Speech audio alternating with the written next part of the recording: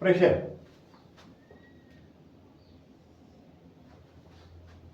Pressure means force divided by area और volume.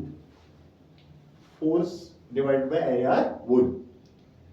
वो क्या होता है कि हम कितनी यूनिट एरिया या कितनी वॉल्यूम के अंदर प्रेशर फोर्स कितना इस्तेमाल करते हैं, जिसको हम कहते हैं Newton's. Force is measured in Newton's. हमने कितने न्यूटन का फोर्स लगाया कितने एरिया के ऊपर, कितने वॉल्यूम के ऊपर। वॉल्यूम क्या होता है, तो वहां से होता है कि कैलकुलेशन ऑफ प्रेशर। प्रेशर का जो डेफिनेशन होता है फोर्स पर यूनिट एरिया और volume. Force per unit area और वॉल्यूम। हाँ, फोर्स कितने न्यूटन हमने लगाए, यूनिट एरिया यूनिट वॉल्यूम। ये यूनिट एरिया और यूनिट वॉल्यूम क्या होता है, 1 सेंटीमीटर 1 सेंटीमीटर हो गया, 1 सेंटीमीटर स्क्वायर हो गया area. 1 centimetre 1 centimetre 1 centimetre means unit volume. Unit volume. तो अगर हम यहां से देखेंगे कि 1 पास्कल, इसका जो एसआई यूनिट होता है, SI unit of pressure is pascal. 1 pascal क्या होता है, 1 न्यूटन बटा 1 सेंटीमीटर स्क्वायर और 1 P is equal to 1 newton divided by 1 centimetre cube. So we called it as 1 Pascal in area, unit area, and this is 1 Pascal in volume, unit volume, unit volume.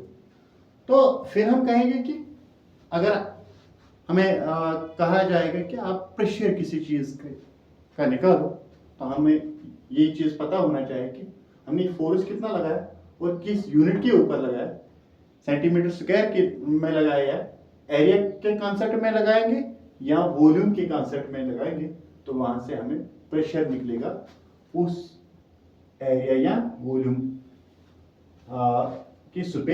Volume के part. ठीक है।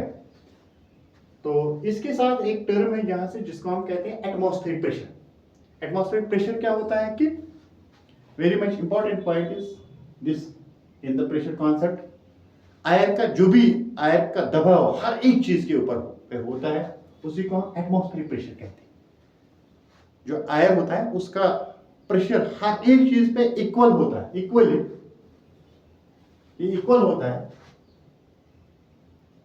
All objects equally to all objects of the universe is called as atmospheric pressure. मैंने हम atmospheric pressure कहीं से observe करते हैं, कहीं से ऑब्जर्व नहीं करते।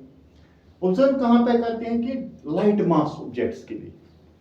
For example leaves of the plants, leaves of the branches get hindered, gets movement by the shallow air by this atmospheric pressure, and we call it as open clothes, lightweight clothes also get movements.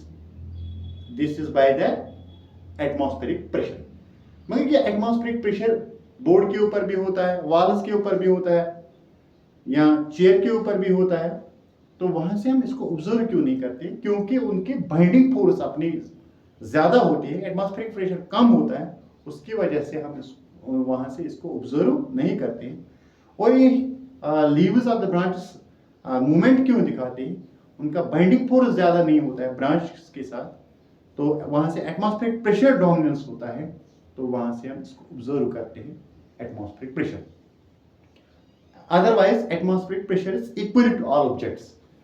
तो उसके साथ अगर हम देखेंगे कि अगर हम wall के ऊपर वो रबर पैड लगाते हैं, तो वहां से उसको हम पूरा खोल दें, ये स्मूथ सरफेस होता है, यहाँ एयर नहीं रहता है, तो फिर यहाँ से हम इसको चिपकाएंगे, वो फिर उससे उठता नहीं।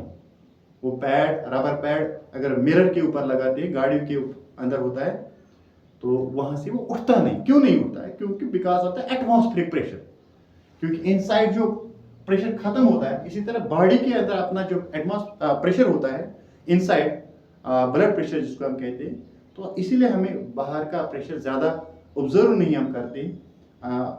तो फिर जब बॉडी डेड होती है तो उसके ऊपर एटमॉस्फेरिक प्रेशर हैवी होता है, डोमिनेंस होता है, hence the body gets dead body gets some more weight than in the living